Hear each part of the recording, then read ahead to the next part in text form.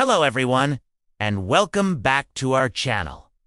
Today, we're delving into a story that has chilled audiences worldwide.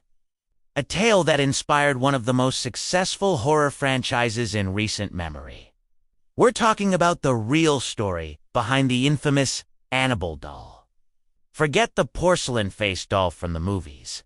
The true story is, in many ways, even more unsettling. Our story begins not with a creepy, vintage doll, but with a simple Raggedy Ann doll. In 1970, a nursing student named Donna received this doll as a birthday gift from her mother. Donna and her roommate, Angie, lived in a small apartment, and at first, the doll was just a cute, nostalgic piece of decor on Donna's bed.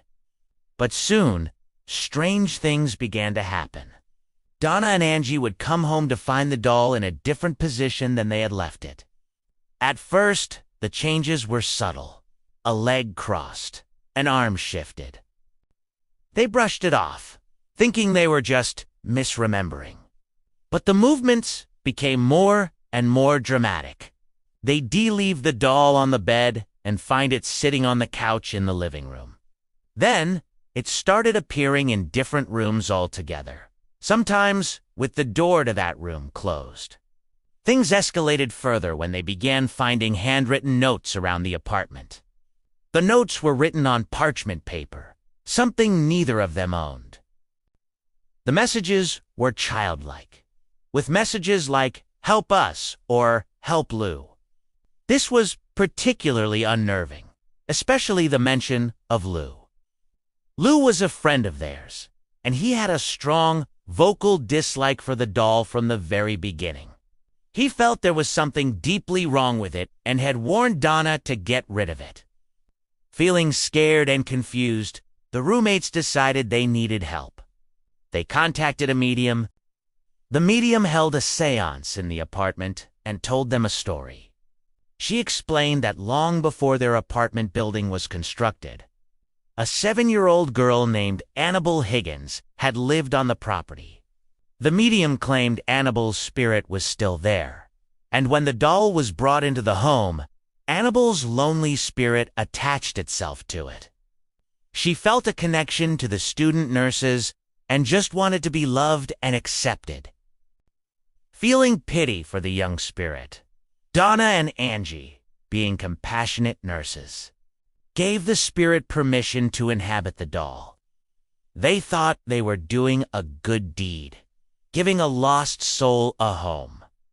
But this, according to paranormal investigators, was a grave mistake. Giving permission, they believe, opened the door for something far more sinister. After permission was granted, the activity became more malevolent. Lou, their friend who had always been wary of the doll, became the primary target. One night, he awoke from a deep sleep, completely paralyzed. He looked at the foot of his bed and saw the Raggedy Ann doll. He watched in horror as it slowly glided up his leg, stopped at his chest, and then he felt the sensation of being choked. He blacked out, and when he woke up, he was terrified but unharmed. The very next day, Lou and Angie were in the apartment planning a road trip when they heard a noise from Donna S.'s room. Fearing an intruder, Lou went to investigate. The room was empty, but he had the distinct feeling that someone was behind him.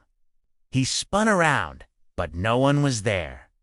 Suddenly, he doubled over in pain, clutching his chest. When he opened his shirt, there were several distinct claw marks scratched raw into his skin. They looked like he had been mauled. But here's the truly bizarre part. The wounds healed almost instantly. Within 2 days, there was no trace of them ever being there. This was the final straw. Donna finally accepted that they weren't dealing with the spirit of a little girl. They were dealing with something inhuman and malevolent. This is when they reached out to the church, who in turn put them in contact with Ed and Lorraine Warren, the famous paranormal investigators.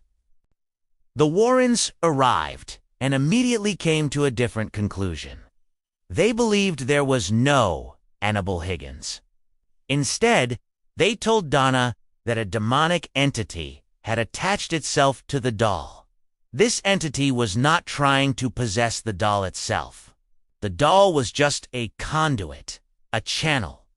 The demonic spirit was manipulating the doll and creating the illusion of a haunting to gain recognition and, eventually, permission to enter their lives.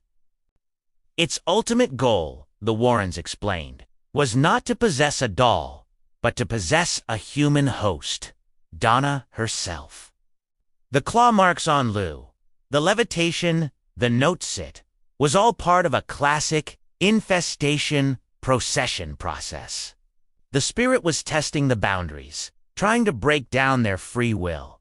The Warrens believed the entity had deceived the medium into telling the girls the sad story of Annabelle Higgins to play on their sympathies and trick them into granting it permission to stay. Realizing the extreme danger the women were in, Ed and Lorraine Warren had an Episcopal priest perform an exorcism on the apartment to cleanse it. At Donna's request, the Warrens took the doll with them to ensure it couldn't harm anyone else. But the story doesn't end there. Ed Warren placed the doll in the back seat of their car for the drive home. He later reported that it was one of the most terrifying drives of his life. The car was plagued with engine trouble. The power steering failed, and the brakes repeatedly gave out on dangerous curves. Ed had to sprinkle the doll with holy water to stop the interference and make it home safely. Back at their home, the doll continued its malevolent activity. It would levitate and appear in different rooms of the house. Fearing for their family's safety, Ed built a specially consecrated, locked glass case to contain the doll. And that is where the real Annabelle doll remains to this day, in the Warrens Occult Museum in Connecticut. The case is blessed regularly by a priest, and a sign on it reads, "Warning, positively do not open."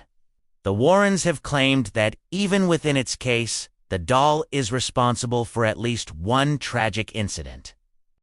They tell a story of a young man who visited the museum with his girlfriend. He mocked the doll, banging on the glass and challenging it to do something.